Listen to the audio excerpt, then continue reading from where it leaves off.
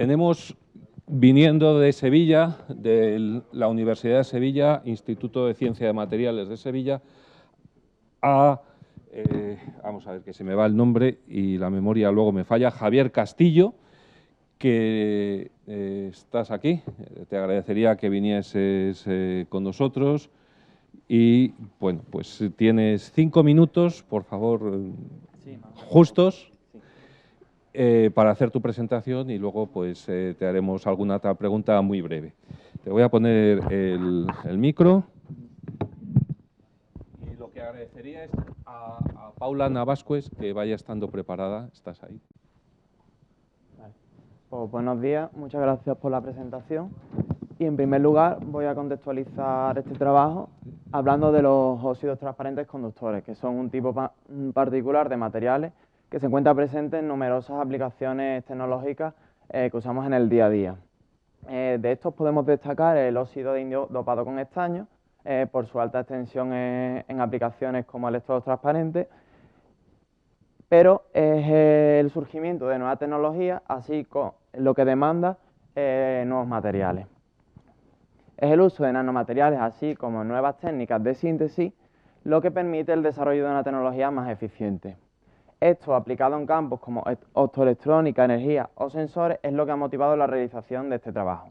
¿Y por qué pasar de configuraciones más tradicionales a nanoestructuras 1D y 3D? Esto nos permite la miniaturización de dispositivos, surgen nuevas propiedades y nos permite el diseño de materiales multifuncionales.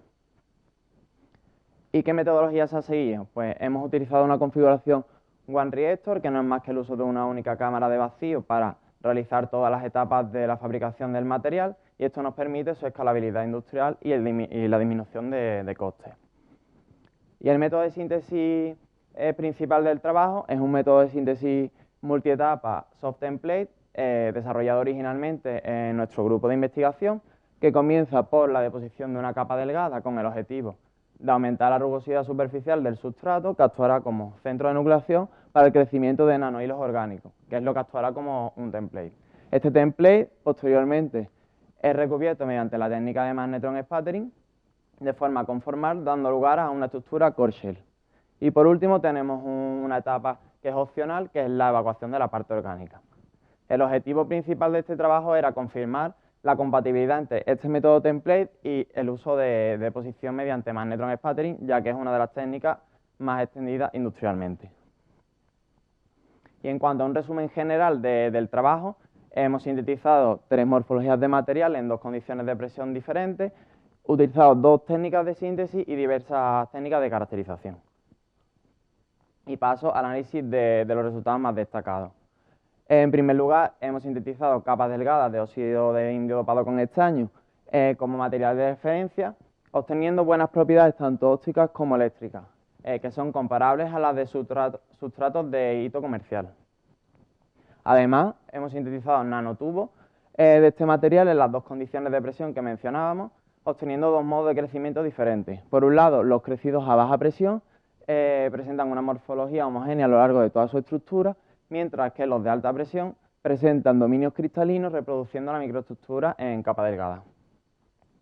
Además, hemos extendido este procedimiento a la síntesis de nanoestructuras jerárquicas, que denominamos como nanotris, en las 2 condiciones, de las que podemos destacar que por su mayor verticalidad y orden presentan un mayor interés para sus futuras aplicaciones en dispositivos. Haciendo una comparativa entre las respuestas ópticas de las 3 morfologías, a pesar de la complicación de los espectros ultravioleta visibles NIR, me gustaría destacar que para el caso de los nanotris, en la región del infrarrojo cercano obtenemos absortancias del 100%. Esto nos permitiría su aplicación como capas antirreflectantes de banda ancha.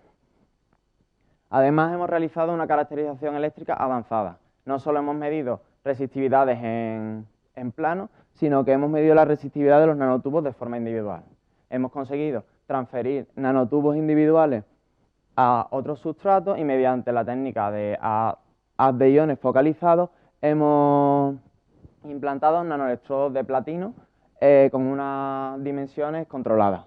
Tras ello nos hemos llevado a una plataforma de micromanipuladores para hacer medidas en 4 puntas controlada de forma remota en una cámara de un SEM, obteniendo como resultado que la resistividad de nuestros nanotubos es comparable a la de los nanohilos monocristalinos reportados por otros autores. Y para terminar, presentar ciertas aplicaciones en las que vamos a estudiar durante mi tesis doctoral la implementación de estos nanoelectrodos, como son celdas solares de perovskita, OLED o celdas electroquímicas. Todo esto en el contexto del reciente proyecto concedido 3D Scavengers en el marco de la RC Starting Grant. Y con esto concluyo. Gracias por su atención y gracias a la Sociedad de Materiales y a CENS por la oportunidad. No sé si me he pasado. No, justo. Muchísimas gracias, Javier.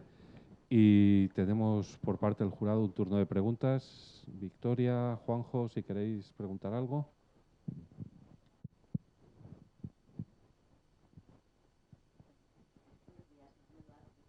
Gracias por la presentación. Y en segundo lugar, es mera curiosidad, ¿cree que el futuro de la estructura en TRIS es factible? ¿Es futurible o está ya aquí? Bueno, está ahora mismo en periodo de inicio y estudiando posibles aplicaciones, pero el interés es que sea escalable industrialmente y, por tanto, como hay aplicaciones potenciales, pues sí tendría sentido su implementación. ¿Y ha visto la evaluación económica frente a las otras dos opciones? Ahora mismo no, porque es una etapa muy preliminar y en el contexto de este trabajo de CineMaster pues no hemos hecho ese estudio. El impacto económico todavía no está evaluado. Vale, gracias. Sí, yo también enhorabuena por el trabajo. Quería preguntarte el substrato sobre el que creces estos diferentes nanohilos, nanotubos o nanotris, como los llames, influye mucho precisamente en el crecimiento del nanohilo. Bueno, en primer lugar, los estudios que hay, como lo primero que hay que hacer es el crecimiento de estos nanohilos orgánicos. Ya hay publicaciones en las que se puede hacer en diversidad de sustratos a pesar de su naturaleza. La intención de la primera capa que implantamos, pues, ya sea por magnetrón o sputtering, es buscar la rugosidad, puesto que depende de la rugosidad superficial, la temperatura, el crecimiento de estos sustratos. Pero en principio yo he crecido tanto en cuarzo, en silicio y en sustratos comerciales con ya una capa de hito y funciona.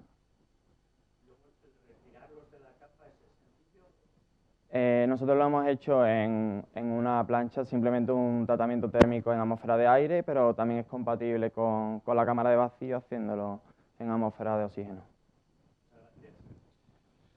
Pues me uno a las felicitaciones a ti y a los próximos dos concursantes. Solo estar en la final significa que nos lo habéis puesto muy difícil porque los tres trabajos son estupendos.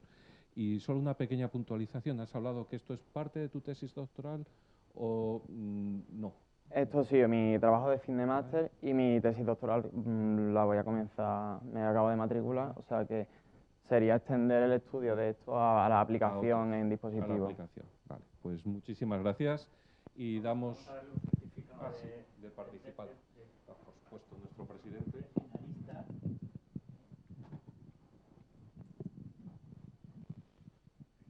Muchas gracias.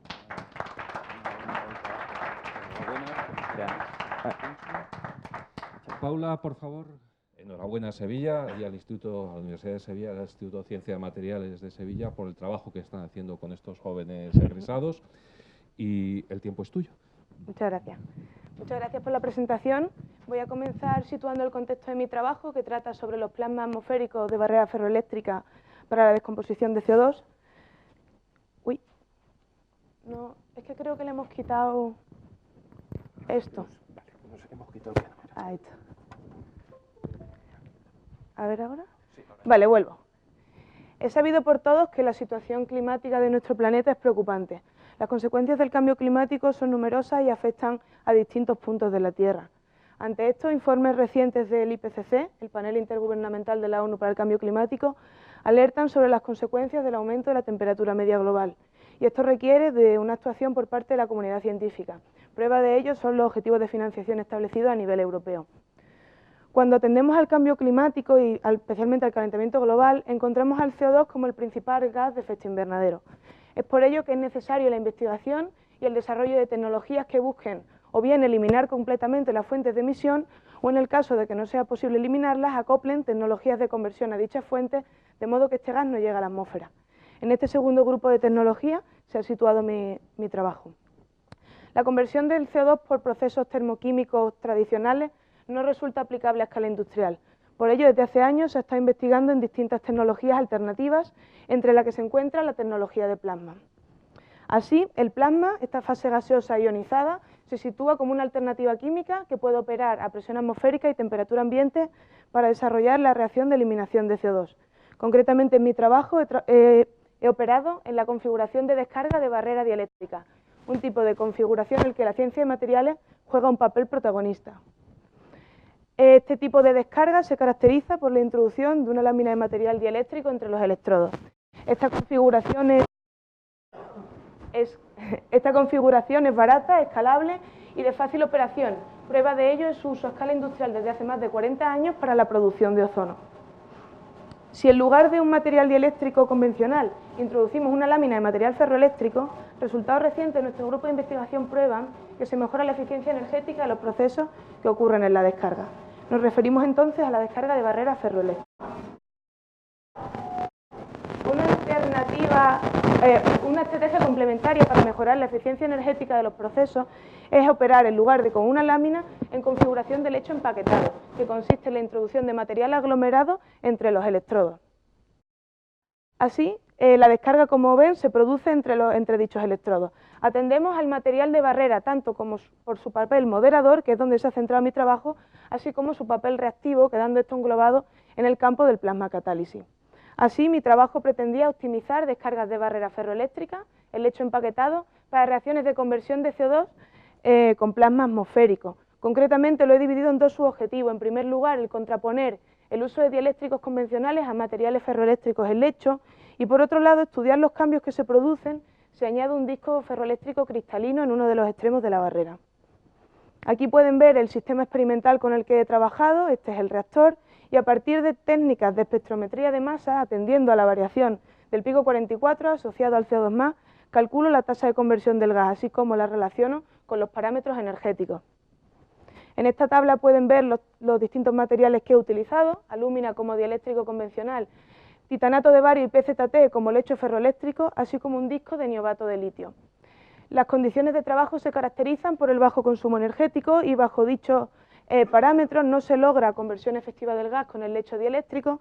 Sin embargo, los resultados son positivos con el titanato de bario y aún más con el PZT, demostrándose así la conveniencia de operar el lecho ferroeléctrico. Si a estas arquitecturas ferroeléctricas les añado el disco que he comentado de niobato de litio, vemos cómo para los resultados con titanato de bario mejoran. Sin embargo, en el caso del PZT han empeorado. Probablemente pueda encontrarse una explicación realizando simulaciones de distribución del campo eléctrico en la descarga, como han realizado en trabajos previos del grupo de investigación. En todo caso, se logra la configuración experimental optimizada, la que opera utilizando PZT, a la que, si cruzamos modelos de circuito equivalente presentes en la bibliografía, vemos cómo se le asocia mayor capacidad de barrera, atendiendo a esta pendiente. Así, para terminar y como conclusión principal del trabajo, ha demostrado las ventajas de operar el lecho ferroeléctrico para descomponer CO2 a presión atmosférica. Partíamos de un límite para la eficiencia energética en un 15%, presente en la bibliografía, que conseguimos superar utilizando PZT, y como posibles trabajos futuros se plantean el estudio de interacción del plasma del material en relación a la emisión de electrones, aplicar esta tecnología a mezclas de gases de modo que logremos sintetizar alcoholes o hidrocarburos, atender al papel reactivo que he mencionado del plasma catálisis, así como realizar posibles distribuciones del campo eléctrico. Muchas gracias por vuestra atención y a Sociemat y a FENS por la nominación.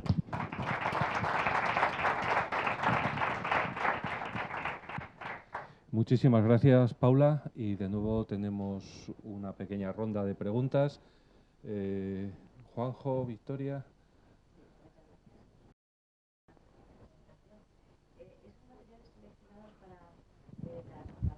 Sí. Sí. Principalmente se utilizan estos ferroeléctricos porque tienen una alta permitividad dieléctrica relativa, una alta constante dieléctrica, que debería fomentar la emisión secundaria de electrones y por consiguiente que la descarga pues sea efectiva. y también porque tenían una temperatura de Curie alta, entonces probablemente se quedaran siempre operando en fase ferroeléctrica, no tendrían la transición ferroeléctrica para eléctrica, y el momento dipolar permanente debe ayudar a que el campo eléctrico sea lo suficientemente elevado. En trabajos futuros he visto que se plantean otras vías, sí. Pero no se plantea quizá el empleo de otro material alternativo ferroeléctrico. ¿Por algún motivo o eso está en espera? Porque se polariza a TZ.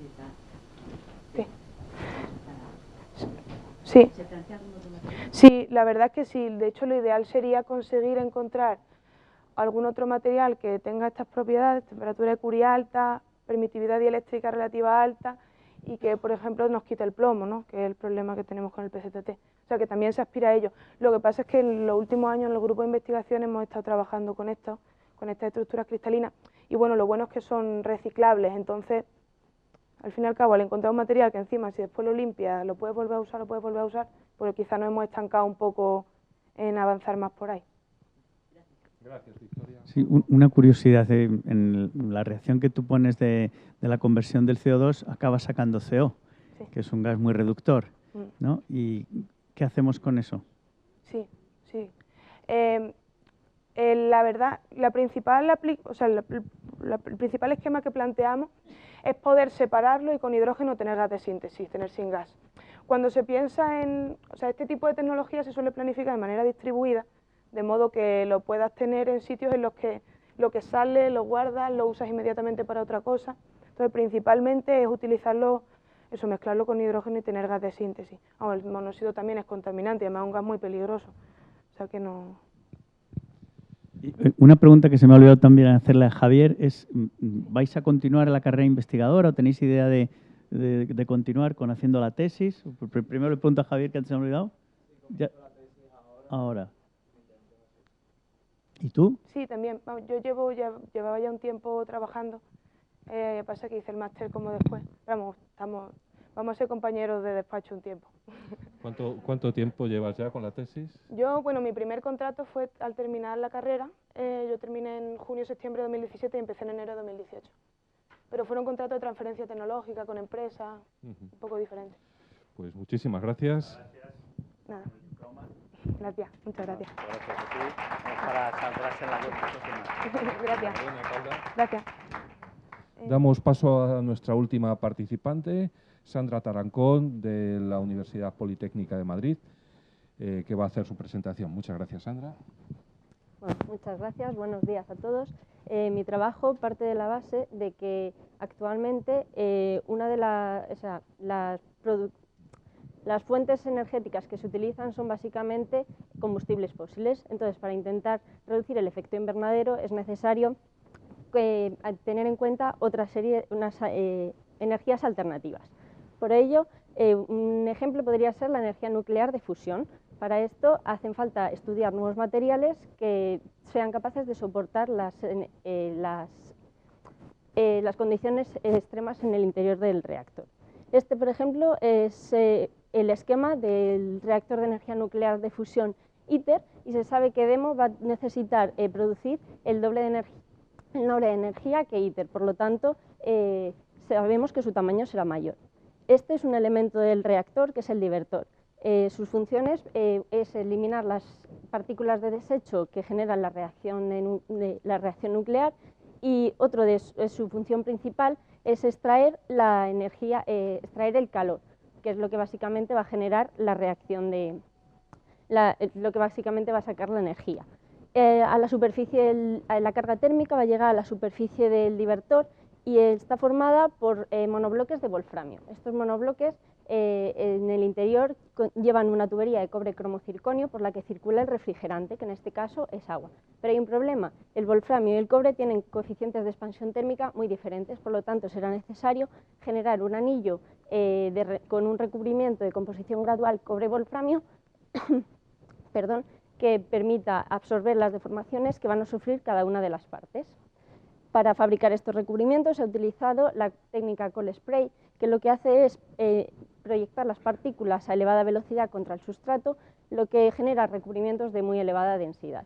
Una ventaja de este procedimiento es que se pueden depositar elementos que no son solubles entre sí, que es justo el caso del cobre y del wolframio. Además, otra ventaja es que permite depositar sobre secciones, por ejemplo, tubulares, que es muy importante en esta aplicación. A la hora de caracterizar los materiales, fue necesario realizar 4 diferentes para una mayor comodidad. Se realizaron en las instalaciones del CEA en Francia y fueron recubrimientos de espesor de 250 micras y con esas composiciones. La caracterización microestructural revela un recubrimiento muy homogéneo con apenas porosidad de entre el 2 y el 4%, en el que en gris oscuro se ve la matriz de cobre y en gris más claro las partículas de wolframio como están bien dispersas. Este material va a necesitar soportar las tensiones generadas en la interfase, por lo tanto es necesario, muy importante, conocer sus propiedades mecánicas. A pesar del espesor de los recubrimientos, estos se aislaron, se mecanizaron probetas de tracción y se con forma de hueso de perro y se ensayaron a tracción a temperatura ambiente hasta rotura. Las deformaciones se midieron mediante un sistema de correlación digital de imágenes porque no era posible por un extensómetro convencional. Los resultados muestran un comportamiento lineal hasta rotura y cómo la resistencia mecánica a tracción aumentaba con el porcentaje en wolframio. Si se representa la tensión frente a la deformación, es posible conocer, gracias a la pendiente de las curvas, el módulo de elasticidad de cada uno de los recubrimientos. Este es el caso de la imagen en rojo. Pero además se utilizaron más técnicas, nanoindentación y una nueva técnica denominada excitación por impulsos, cuyo esquema aparece en la parte inferior, y lo que es importante destacar que el módulo se obtuvo con el recubrimiento unido al sustrato. También se determinó la dureza con un nanoindentador y con un microdurómetro Vickers, y se puede ver en manera general del módulo y de la dureza que las propiedades son muy similares independientemente de la técnica utilizada y que además aumentan con el porcentaje en wolframio. Se puede decir que hay una pérdida de la linealidad en los resultados como consecuencia del porcentaje en wolframio que tienen los recubrimientos, ya que no era el que inicialmente se pensaba. La superficie de fractura se pudo mirar a través de las probetas de tracción de post-mortem y se puede ver como en rojo está la matriz de cobre, que tiene coalescencia de huecos, producto de una deformación plástica, y las partículas en verde son las de wolframio. Se esperaba que tuvieran un comportamiento frágil, pero no se ha visto ningún daño.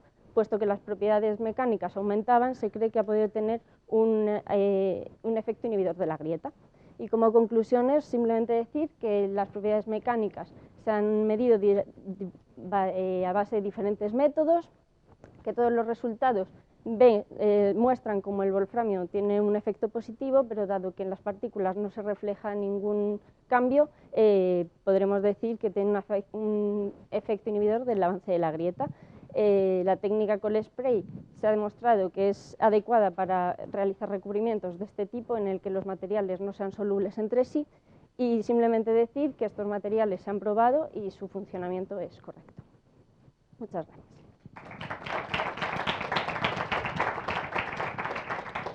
Muchas gracias, Sandra. Y pasamos al turno de preguntas. Victoria.